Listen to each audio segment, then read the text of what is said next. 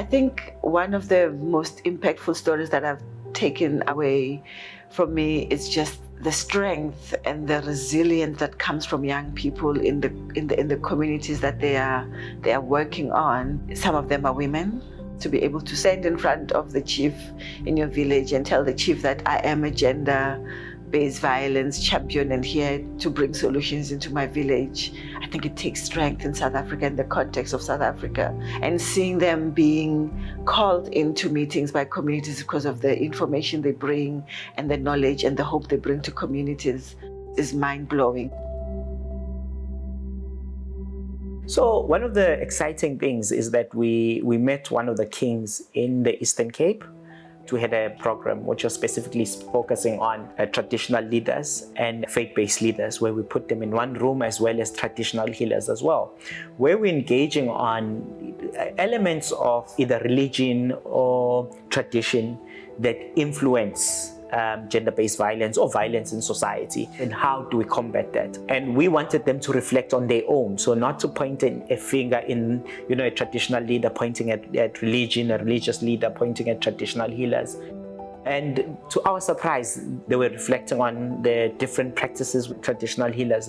For example, someone would want what you call a love potion or idliso, maybe to make sure that the man stays at home. And some of the medicine, lack of better expression, or muti, that they're looking for actually becomes a cause of violence within the home. What they express is that what usually is healthy is when both couples, come for that particular service, because you are both agreeing and you're engaging on this thing, and we are able to do it correctly.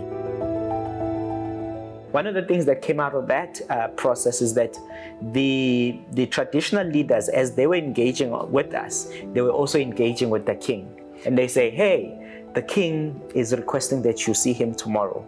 We had a 3-hour engagement where broadly he was asking about what we do, and to an extent he also identified issues within our own cultural practices that would influence gender-based violence. One of the examples he was giving us in our conversation was the issue of lobola, right? When a man pays lobola, he then identifies the woman as property, and that causes contention. Or one of the commitments we made is that we are going to have trainings for gender-based violence for all of his local chiefs. There are entry points of conversation in terms of how we can get to a gender-just society. The role that we've played in empowering Generation G champions throughout the journey that they've traveled with us, a lot of them are now represented in decision-making structures in their own communities, structures such as the South African National AIDS Council, they're represented within the civil society sector. So for us, that has been an important achievement for the program, as informed by the principle of meaningful and inclusive youth participation. We have many young people now that are going out in local government, engaging with their municipal structures to call for youth-friendly services. And that has been the emphasis of Generation Gender, to say, yes, let's bring people into the space, young people particularly, but especially women. Now we have worked very hard, and we have lots of dynamic young people who are very ready to make a contribution. And that is, I think, for me, the excellent work that this program has done. This is probably one of my bigger highlights. After we did the integrated development plan social audit process, and we talked about how there's so many times women in their quest to find water end up getting sexually assaulted. And all they wanted was a JoJo tank in the area.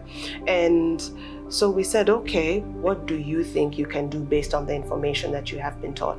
So they asked us to just draft a letter to guide them. They took it on themselves to sign that letter, collect signatures from other members of the community, present it to the local government. They pushed up until a JoJo tank was set up, a borehole was drilled. It was an amazing thing to be in the area, for them to come and say, come and see the tank. That made it all worth it. That made it worth it, yeah.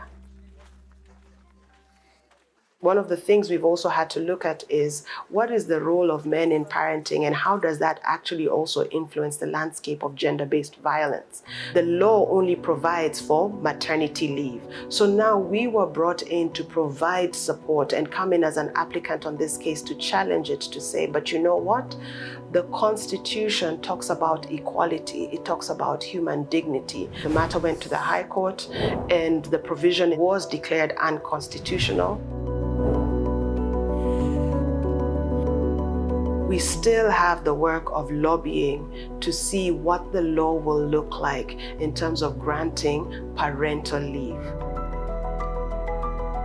You'd be amazed at some of the suggestions that we would get from communities and how communities would implement them. You know, something as practical as having a GBV desk in a police station. And you realize that, all people needed was, one, a platform to speak, but also someone to listen.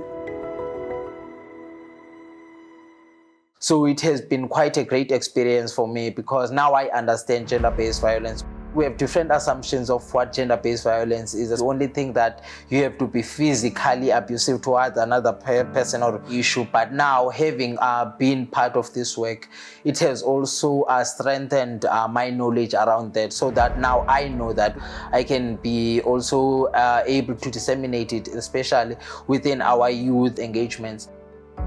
So I think the big impact is the involvement of the young men in the program, who can stand there and say, no, in my community, there is a violence, there is gender-based violence. How can I work with Sonke, with Activate, with ActionAid to take our leadership accountable? They're educated on the issues that are affecting them, and then also they take action. It has been proven to be a working model through the impact of just knowing that somewhere in a community there's young people that are just responding positively and influencing many structural changes, but also influencing other young people on how to become responsive young people in the country.